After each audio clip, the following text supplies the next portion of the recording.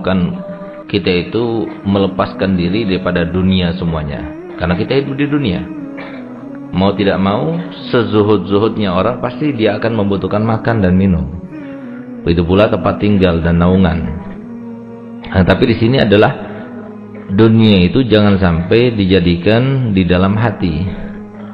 Jangan gara-gara dunia kemudian kita meninggalkan kewajiban. Gara-gara dunia kita meninggalkan sunnah. Gara-gara dunia sampai berani melakukan sesuatu yang dimurkai oleh Allah. Gara-gara dunia memutuskan tali silaturahmi. Gara-gara dunia kemudian dia melawan dan durhaka sama orang tua. Gara-gara dunia sampai dia itu membangkang perintah suami misalnya. Nah, itu yang dimaksudkan di sini. Nah, tapi kalau seumpama kita cuma mengumpulkan dunia saja tapi tidak sampai mempengaruhi yang semacam itu, maka itulah diantara yang dianggap oleh ulama sebagai zuhud. Jadi adanya tidak berpengaruh, bertambahnya berkurangnya tidak berpengaruh. Nah, itu adalah seorang yang zuhud. Bukan berarti zuhud itu sama sekali dia harus menjauhi atau melepaskan dunia semuanya daripada dirinya, tidak. Karena dunia itu dari mulai kita lahir sampai kita meninggal sudah ditetapkan oleh Allah Ta'ala dunianya kita. Jadi artinya walaupun kita itu melepaskannya, tetap kalau sudah memang Allah takdirkan untuk kita, dia akan bersama kita. Itulah dunia. Karena dunia itu diibaratkan oleh para ulama seperti bayangan.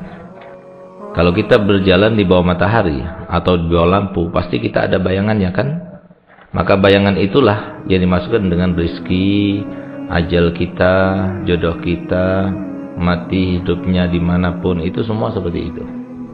Nggak akan terlepas. Nah, oleh karena itu, bagaimana kita akan melepaskan diri pada bayangan tersebut? Artinya, bagaimana kita akan melepaskan diri pada rezeki dan dunia yang telah Allah tentukan bagi kita?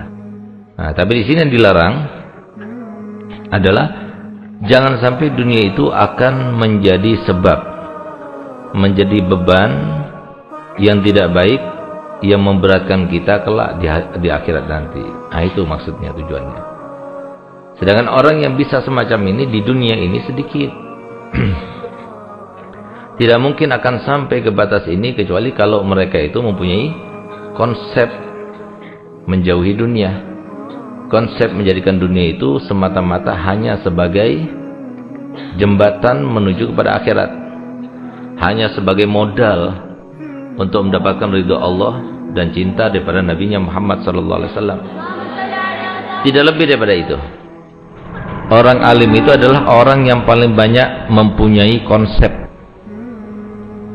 Konsep yang dimaksudkan di sini adalah konsep agama yang diajarkan oleh Allah dan Rasulnya Muhammad SAW. Sehingga ketika dia itu berada di dalam kesusahan, dia tahu apa maksud kesusahan, kenapa terjerumus ke dalam kesusahan. Sehingga untuk berkelit daripada kesusahan itu gampang, mudah. Kalaupun tidak berkelit dia, maka dia akan merasakan bahwasanya kesusahan, kegundahan, kesedihan dan sebagainya itu semata-mata datangnya dari Allah.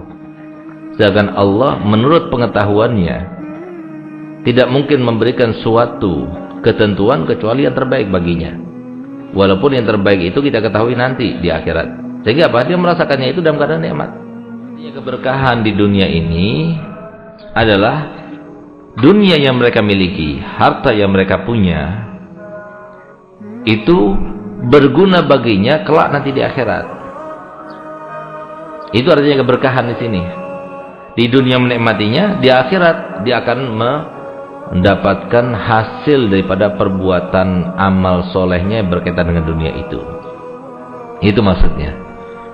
Jadi banyak orang yang merasa, saya tidak pernah membantu pesantren, tapi harta saya barokah. Saya tidak pernah membantu masjid, tapi harta saya banyak melimpah. Mereka mengatakan demikian. Padahal justru itu adalah sebuah perkataan yang bumerang bagi dirinya. Kenapa dikatakan demikian?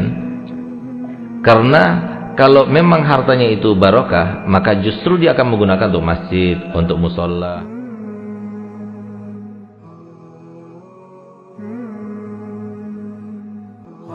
Tapi ini nggak digunakan. Berarti apa? Ini adalah termasuk yang muflis. Orang yang nggak punya kebaikan bangkrut, kata Nabi Muhammad SAW. Di dunia iya kaya, tapi nanti di akhirat dia akan menjadi orang bangkrut. Kekayaannya itu melimpah, tapi dia tidak ikut menikmatinya. Berapa banyak kata Nabi Muhammad dalam hadisnya, kam min talibid dunya wa laysa bi naimiha. Berapa banyak orang yang mencari dunia tapi dia nggak ikut menikmatinya.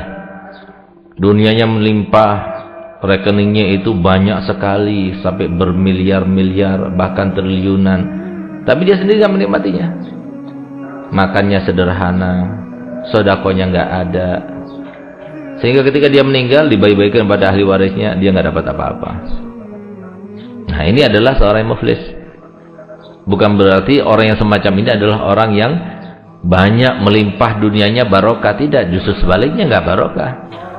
Nah, karena dunia itu sifatnya tidak mungkin bergeming daripada 3 hal.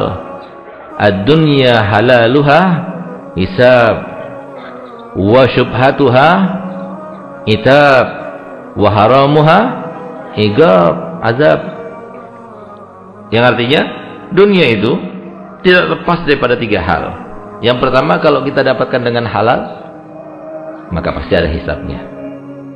Kalau kita dapatkan dengan syubhah, pasti ada cercanya, ada celaknya. Kalau kita dapatkan dengan cara haram, pasti ada siksanya. Itu yang kita dapatkan. Sehingga beruntung, kata Nabi SAW, orang yang meninggalkan dunia tapi tidak memiliki dunia. Beruntung orang yang meninggalkan dunia, tidak memiliki dunia. Maksudnya apa?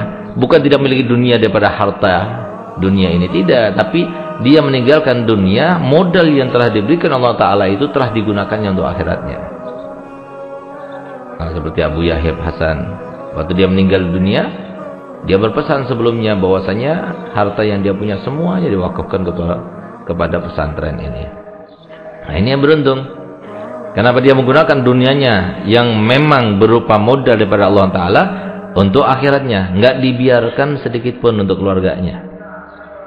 Untuk apa? Supaya memberikan keyakinan kepada anak-anaknya, walaupun Abi tidak meninggalkan harta sedikit pun untuk kalian, tapi kalian akan hidup dimanapun dalam keadaan sejahtera, karena kalian sudah Abi wariskan dengan ilmu. Itu yang selalu dikatakan oleh beliau almarhum rahimahullah rahmatul abrar kepada anak-anaknya itu. Nah, itu. Ini harusnya ditiru. Jadi jangan sampai mereka mengira bahwa orang yang kaya-kaya itu, miliarder itu, triliuner dan sebagainya itu berarti mereka itu adalah orang yang barokah. Tidak. Kemuliaan itu tidak ditentukan dengan banyaknya harta. Kemuliaan itu ditentukan justru dengan banyaknya takwa, banyaknya iman. Siapa di antara kita yang paling banyak takwanya? Dialah yang paling mulia.